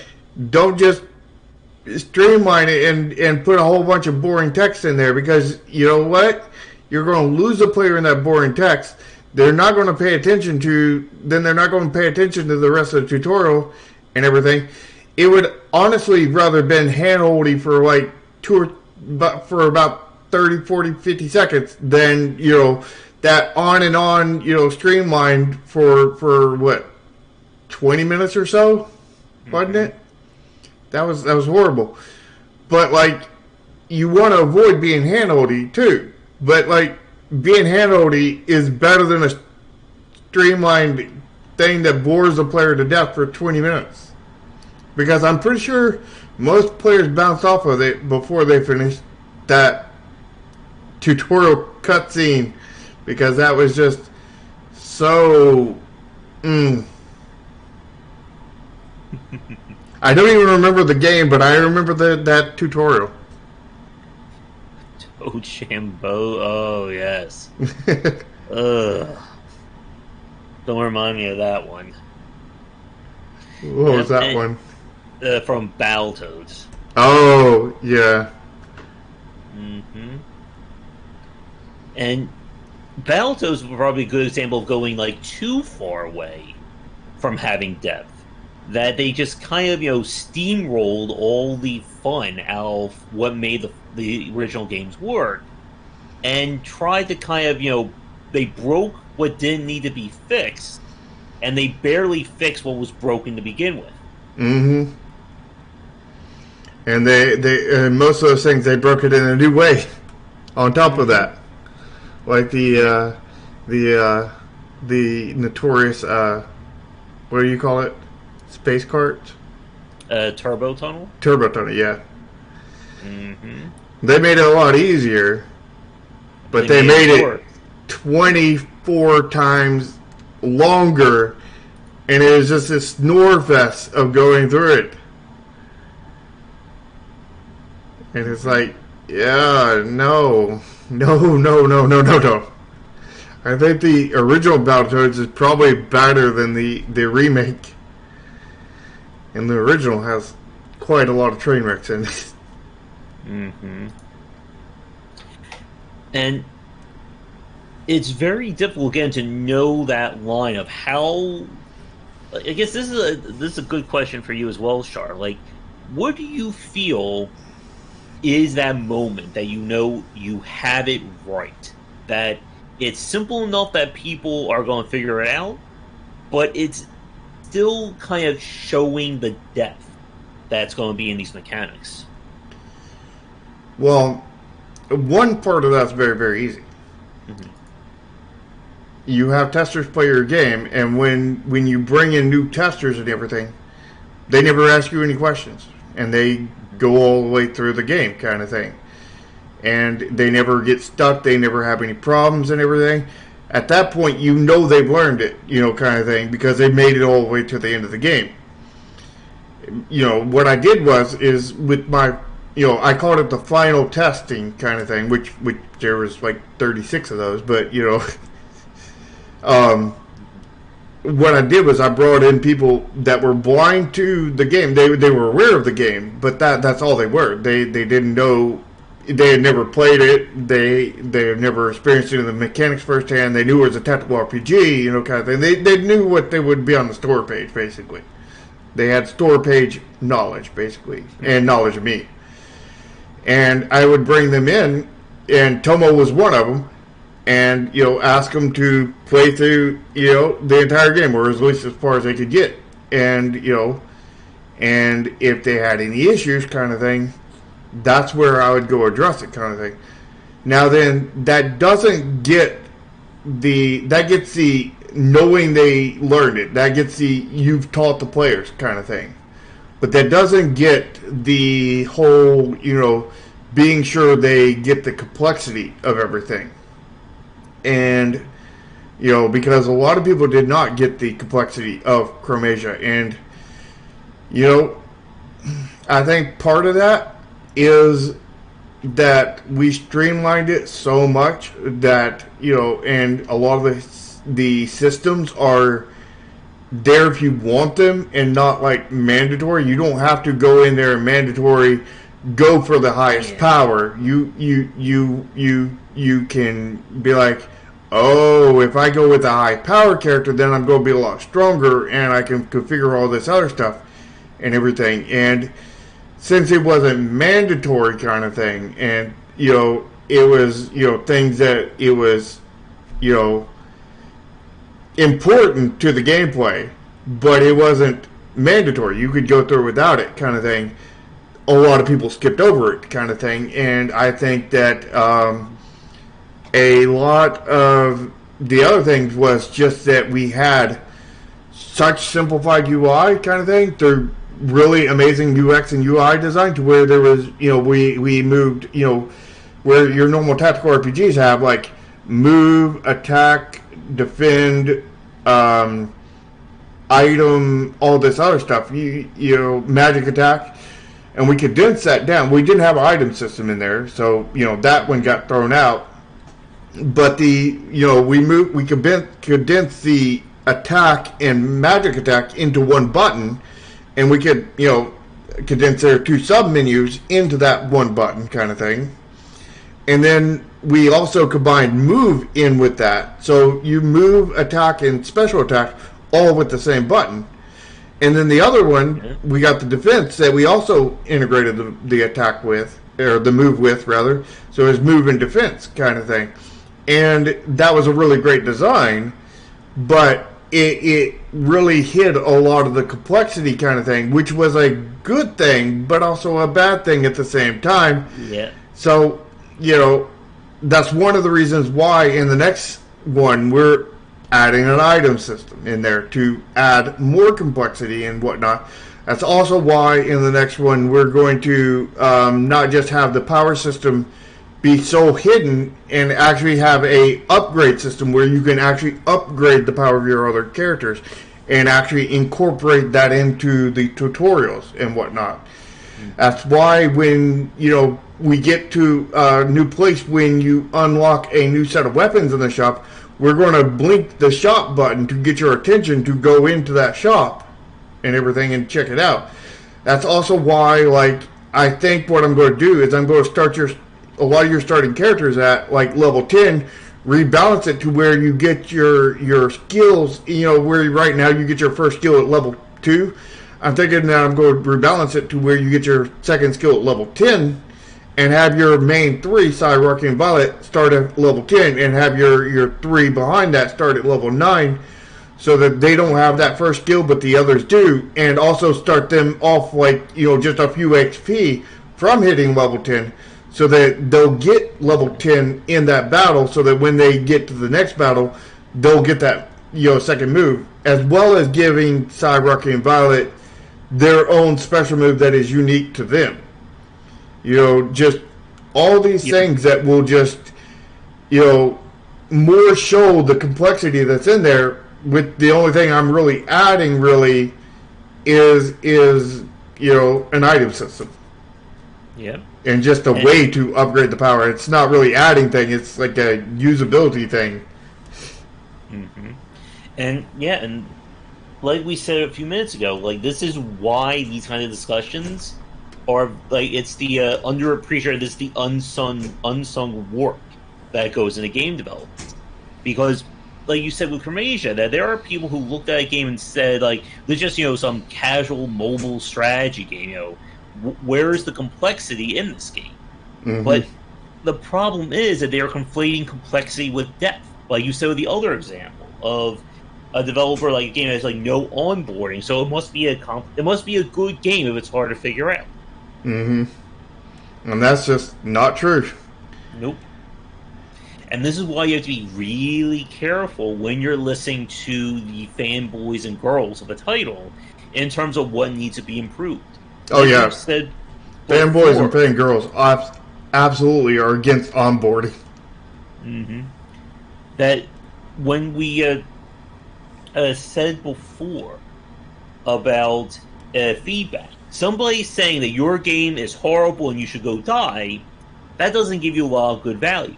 Mm-mm. Somebody who says your game is the best game ever, I would not change a damn thing, that also doesn't give you a lot of value. I would also say that's probably worse. Mm-hmm. Yeah, because they're telling you that there's nothing wrong with your game. Yeah. It's better to know that there's something wrong, but you don't know what it is, than, assume that everything is all good. Mm-hmm. But a better feedback would be, I hate this game. It's really horrible. There was no damn volume slider, so I couldn't, so it deafened me, and I can't hear anymore for the next week. Thank you, and goodbye. That's still bad feedback, but it's useful feedback because from that feedback you need to put a dang volume slider in your game. Mm-hmm. Or how about that game was like to have volume slider, but no video controls? Yeah, that was just a weird one right there. Yeah, usually it's the inverse. Mm-hmm. Now the problem, like to Pony's comment about you need problems to solve, is that what are said problems? Because if the problem is how the hell does this game work, that's a lot of problems. Appeal to a very few number of people. Yeah, how does this game work? That's not just one problem. That's like 500 problems, if not more. Yeah, and like you said, when you were showing a Chromasia to people like Tomo and other testers, that if they can play the game and understand exactly what's going on, that is definitely a good step forward. But you also need to show to people who have never touched this genre before. Mm-hmm. And like we said, some people will look at that and say, oh, you're just dumbing down a game. But the point is that your game should be approachable to as many people as possible, even if they don't like that genre. Again, like with something like the George Fangs thing, when he showed to his mother, like his mother didn't play video games before. She didn't know what a tower defense game was or what laning is. Yeah. But she still could figure this out, and that's ultimately your goal. When you're trying to do this kind of onboarding and streamlining, you're not trying to convert somebody who's never played a video game before into the pro top esports player. You're trying to see, can they understand what is happening on screen? Can they look at a screenshot of your game or play and know, okay, I know what I'm doing? It's not a matter of liking or disliking. It's just a matter of understanding. Yeah. And what you just said is exactly what I did with, when I was testing the word of the day, Chromasia. Because when I was testing it, I made a point of it to specifically go get at least one person that really loved tactical RPGs and was really into them, knew all about them, kind of thing. Mm-hmm. And I made a point to get at least one person that absolutely hated the genre as a whole. And I got multiple of both, kind of thing, and I got all kinds of people in between. And by the end of testing, all of them really loved the game. And that's a really good sign when you can have somebody that hates the genre really love your game in that genre, kind of thing. Because that says that you have not mass market appeal, but a lot more appeal than what is in your niche of your genre, kind of thing. It's expanding the niche, kind of thing. And, there was a specific point behind that, because I went and looked. I did my research and everything. I looked at tactical RPGs, which is what Chromasia is.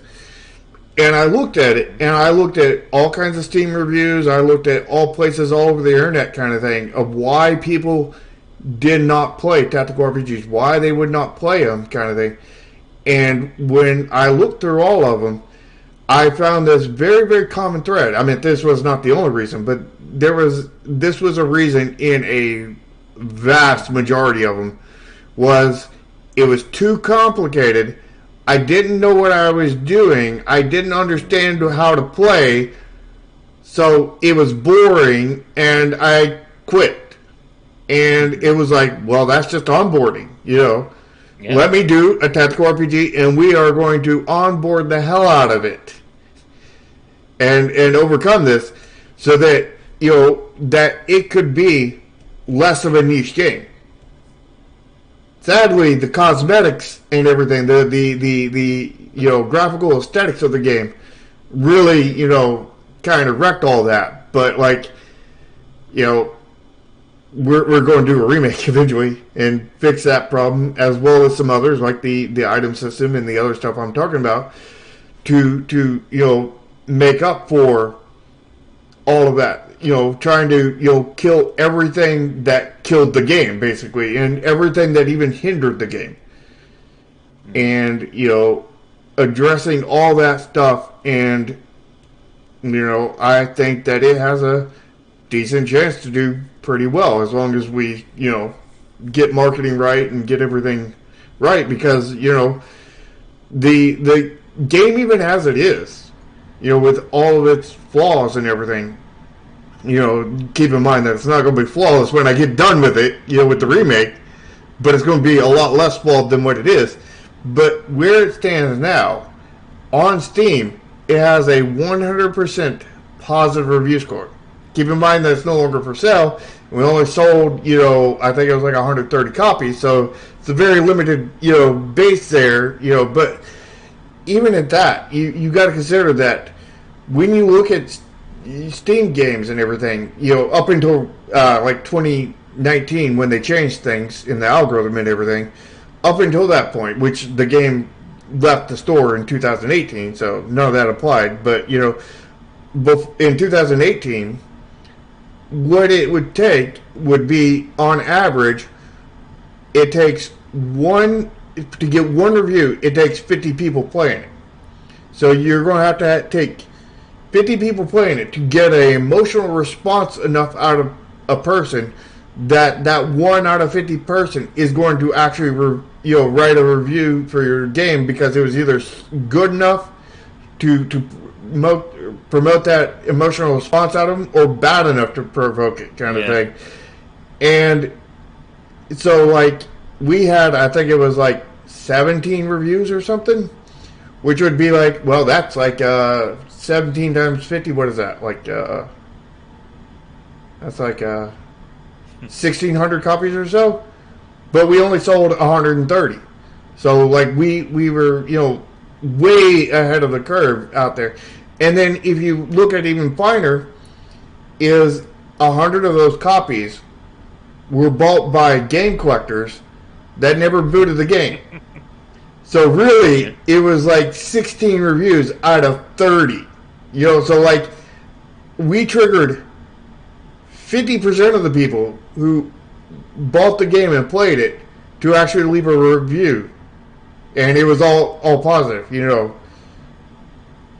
But, you know, there is no perfect game. You know, it's just because it has a 100% review score doesn't make it a perfect game by any means. And, you know, I was definitely looking forward to not having a perfect review score by getting a lot more sales and a lot more reviews. But that didn't happen, sadly. Mm-hmm. And like we said earlier with like the Among Us example, that just because a game blew up now doesn't make it the perfect, you know, game of the year, you know, multiplayer experience kind of thing. Mm-hmm. And to Ford's comment, yeah, like, again, like, the whole talk about unionizing and such in the industry, that's a major point, having, you know, specialized groups. I don't think he's talking about unionizing, but just more about, like, having, like, organizations and such. I think he's talking more mass networking. Yeah, but a lot of people view testing as, you know, how many people have said, you know, testing is just the entry-level position. You move on to something else.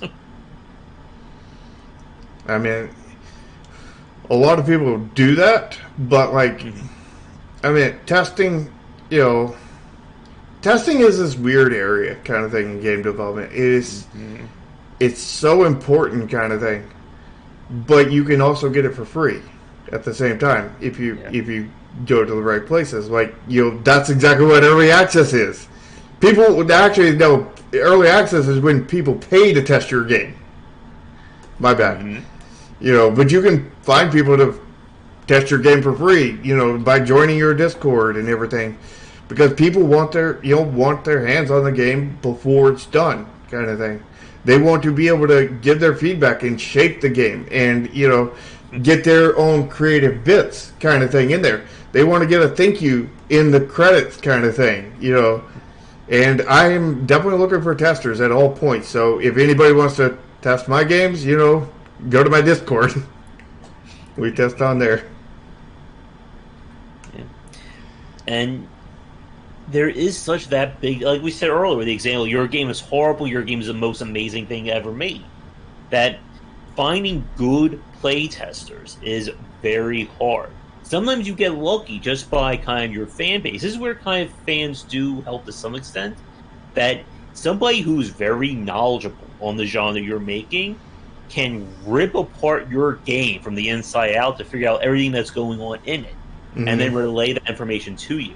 Yep, exactly the reason why I wanted at least one person who really knew tactical RPGs on that testing team, as well as somebody who knew, basically nothing and hated the genre.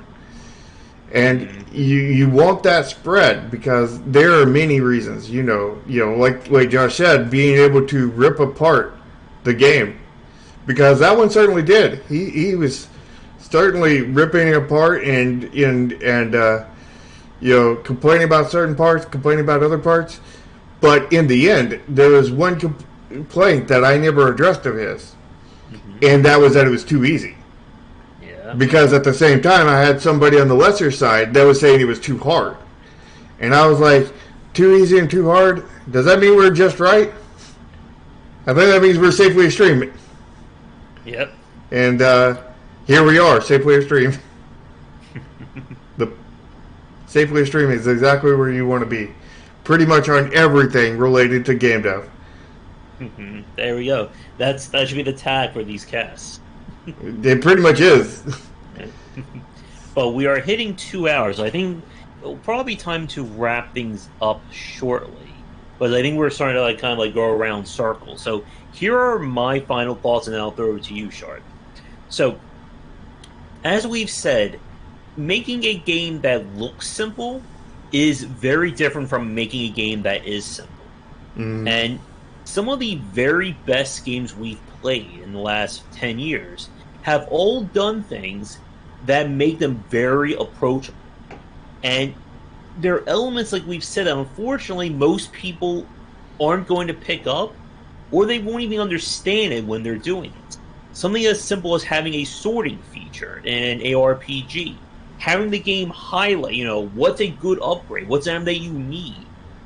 These are things that, again, to the casual observer, they're just there.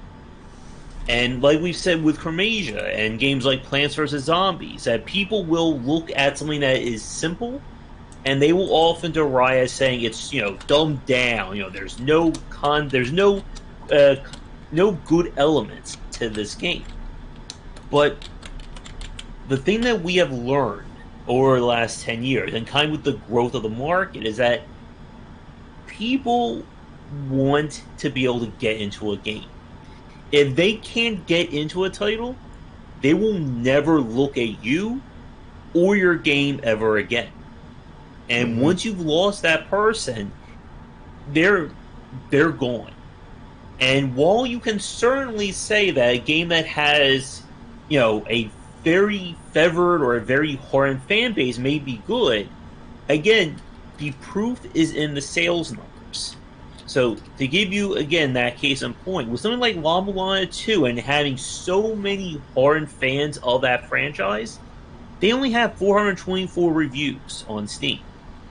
So, those 424 reviews, I'm sure those people really got into that game, but we always turn to this question of how many more people could enjoy La Mulana as a franchise if there was better onboarding, if there was better approachability.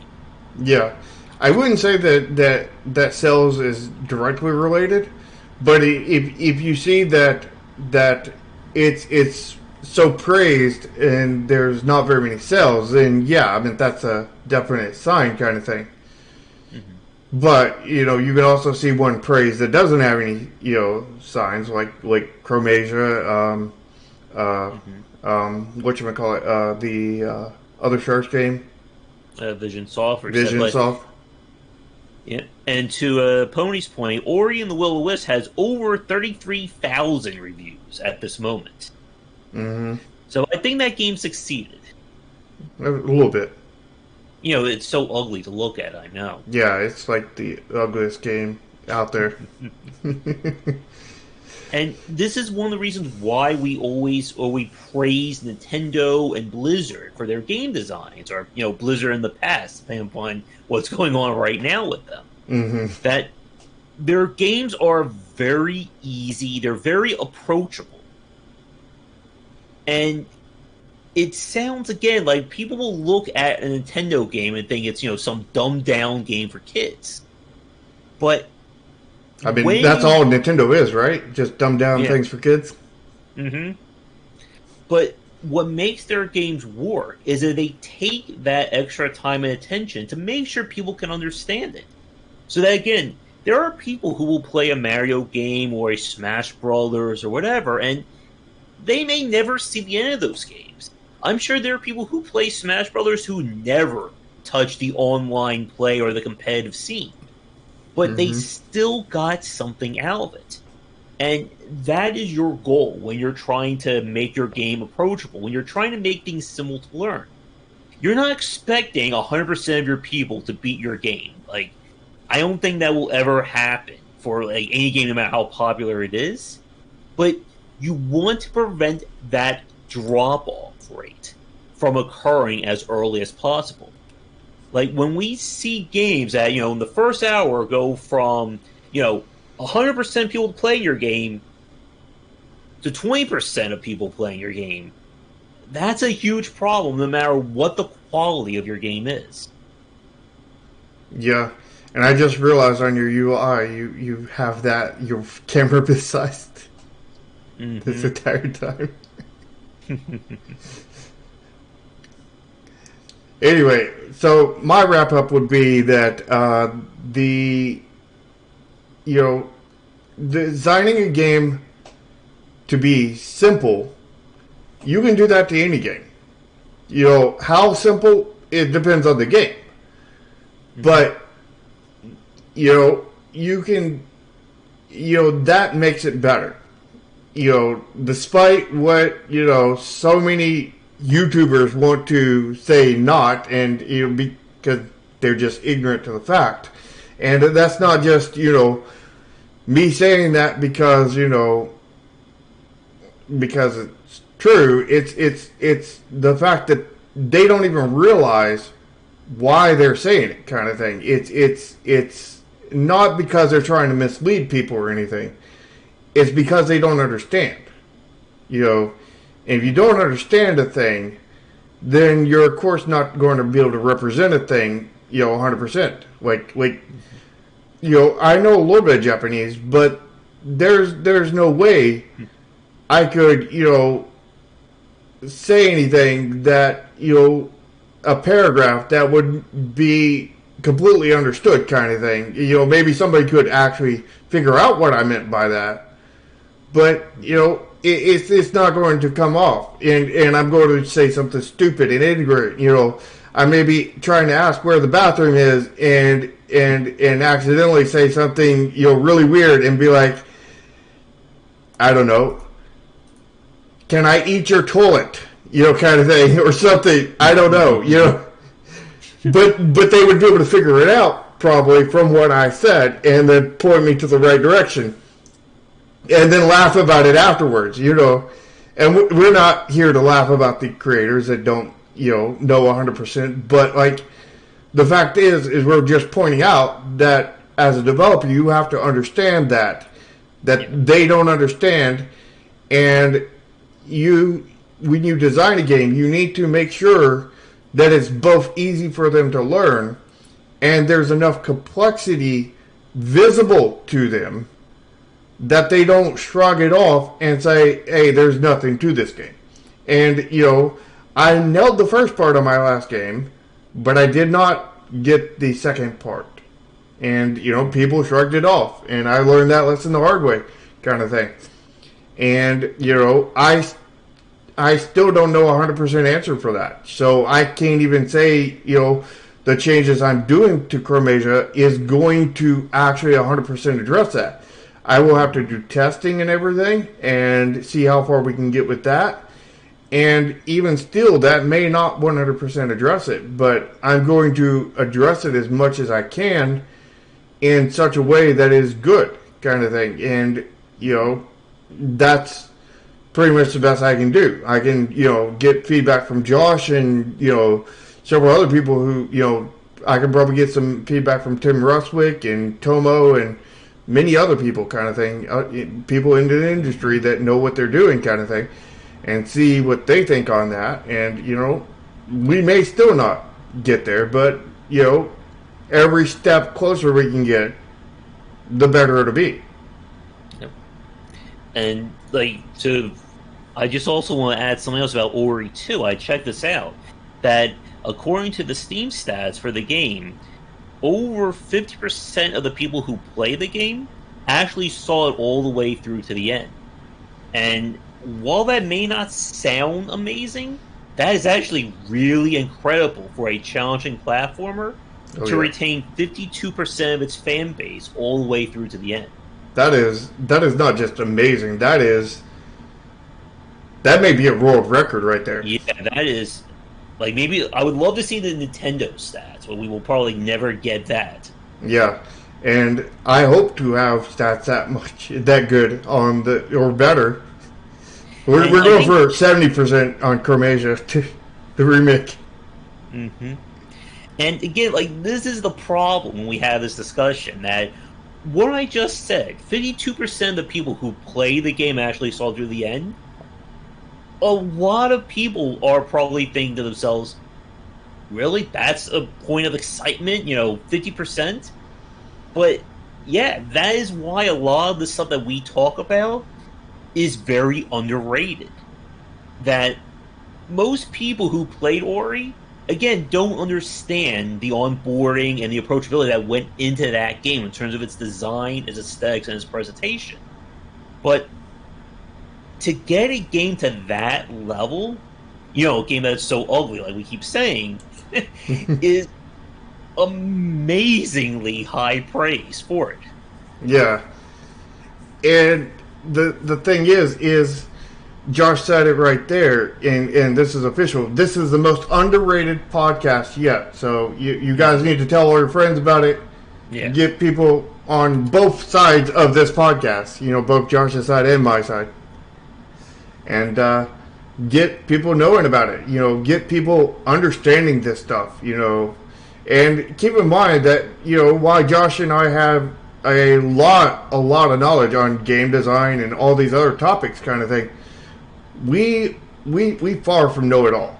We, there, and you can talk to anybody in the profession, people have been doing it since olden days, and they far from know it all.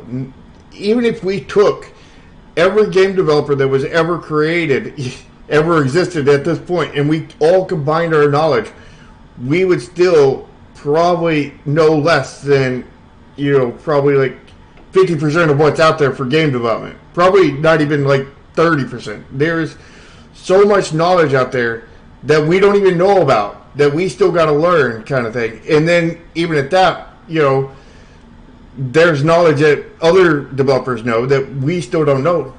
And this is, a growing field. This is, basically where we're at in game dev is the equivalent of where, TVs were back in the black and white days. We are in the black and white TV era of game development. And, I think through our podcast, we're trying to help at least the, few people who actually watch us get to that next stage, get to the, Technicolor stage of game development. Yeah. As a very interesting point, apparently about 48% of people who play Bloodstained 1 actually managed to beat that game. I thought that would be a lower rating, to be honest. Now you got me curious on my last game. And just for the hell of it, I looked up Super Meat Boy, but unfortunately, there is no achievement for beating the game. Oh wait, I'm sorry. The end. Okay, so according to this, only 6.3% of the people who play Super Meat Boy on Steam actually beat the game all the way through. I kind of expected that to be higher at this point, to be honest. Yeah, according to this, 7%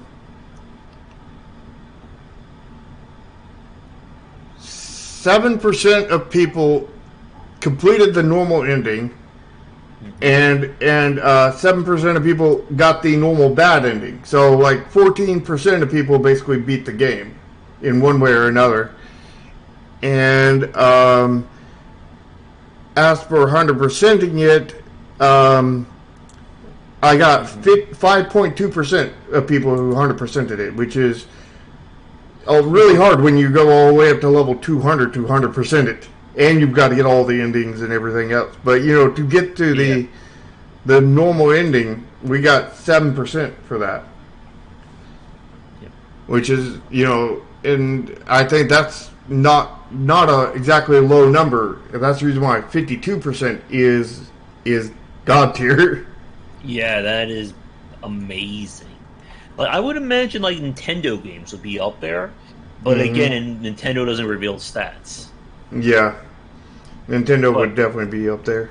Yeah, but I think with that, let's wrap things up for our show. I think this went really well, so I hope everybody enjoyed things. If you are new again, be sure to check out the Discord, Patreon, all that link down below. You can follow me on Twitter at GWBicer, and we have daily videos and discussions on game design right here on the Game Wisdom channel.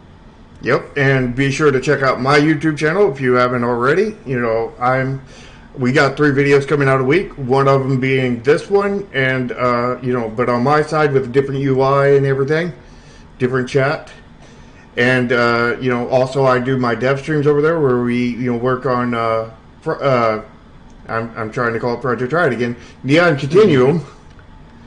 And you know, my current game, and you know, also do once a week game streams over there, and planning on adding more content. So yeah, follow me over there. Also join my Discord and whatnot, and come talk to me if you need to learn something. I'll see if I can teach it to you, or at least direct you to to a direction that you can try to figure it out yourself. Awesome. So, with that said, we will be back later tonight for some regular game streaming. And like I said, come back for daily discussions on game design here and on Game Wisdom, where exactly are in science of games. Until next time, take care. See ya. All right. Yeah, I think it was a really good chat.